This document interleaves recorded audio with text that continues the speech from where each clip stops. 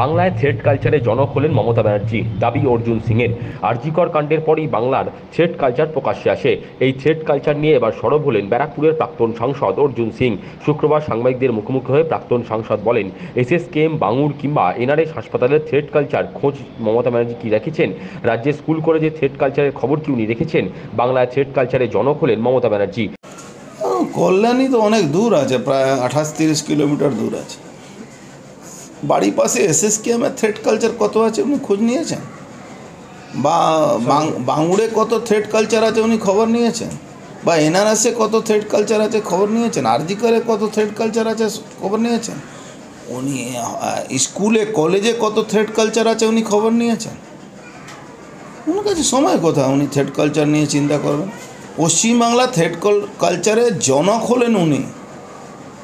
তার দাবি, 2011 সালে ক্ষমতায় আসার ঠিক 3 বছর বাদে বাংলা গুন্ডা আর পুলিশের হাতে চলে গেছে।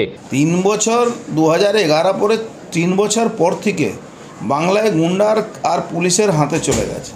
গার্ডেন রিচে কলেজ নির্বাচনে মুন্না সর্দার এক পুলিশ অফিসারকে গুলি করেছিল। পরবর্তীতে মুন্না সর্দার জামিনও পেয়ে গেল। সেই কেসটা ধামাচাপাও পড়ে গেল। তার কথায়, বাংলায় থ্রেড কালচার ক্রমশ বাড়ছে, সেই সঙ্গে পাল্লা দিয়ে বাড়ছে তোলাবাজি ও লুটপাট। রাজ্যের তিতিবিরক্ত মানুষজন ওনার থেকে মুখ ফিরিয়ে নিয়েছেন। তার দাবি, গোটা রাজ্য জুড়ে এখন চক্রান্ত চলছে। সেই চক্রান্তের কাণ্ডারি হলেন মমতা ব্যানার্জি।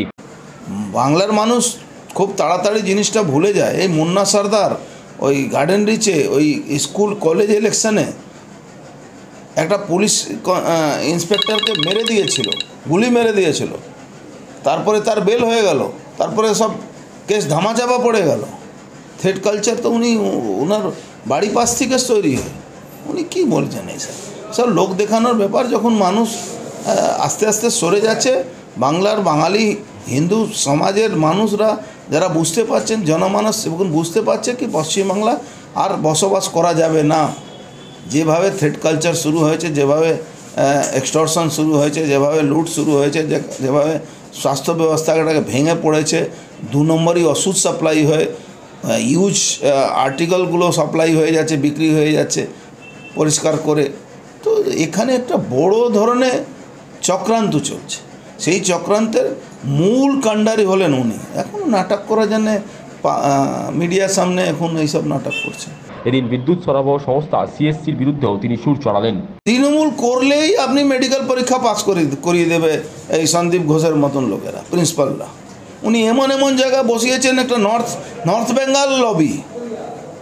মানে পৃথিবীতে আমি শুনিনি কোনো স্টেটে কোনো লবি এসে 2 নম্বরই পরীক্ষায় পাস করিয়ে দিচ্ছে, লোককে পড়তে হবে না, তৃণমূল করলে 7 খুন মাপ। এটা আমরা পলিটিক্যাল লোকরা বক্তব্য দিতে না, কিন্তু অরিজিনালি এই কথাটা সাধারণ ডক্টররা, স্টুডেন্টরা, ছাত্ররা, মহিলারা যারা সরকারি চাকরি করে আজকে সিএসসিতে আপনি দেখুন তো, সিএসসি একদম মমতা ব্যানার্জি একদম পোষা লোক। সিএসসি ভারতবর্ষে অত বিদ্যুতের বিল কোথাও নেই, একটা কোনো তার বিরুদ্ধে কথা আছে উনি? কেন ওখান থেকে টাকা তুলে মমতা ব্যানার্জির কাছে যায়। ও যেরকম বলা আছে নাকি সকালবেলা 4 কোটি টাকা না এলে সঞ্জীব গোয়েঙ্কা ব্রাশ করে না, তো মমতা ব্যানার্জি 10 কোটি টাকা না গেলে বাড়িতে উনিও ঘুম থেকে উঠেন না। ওই অবস্থা চলছে।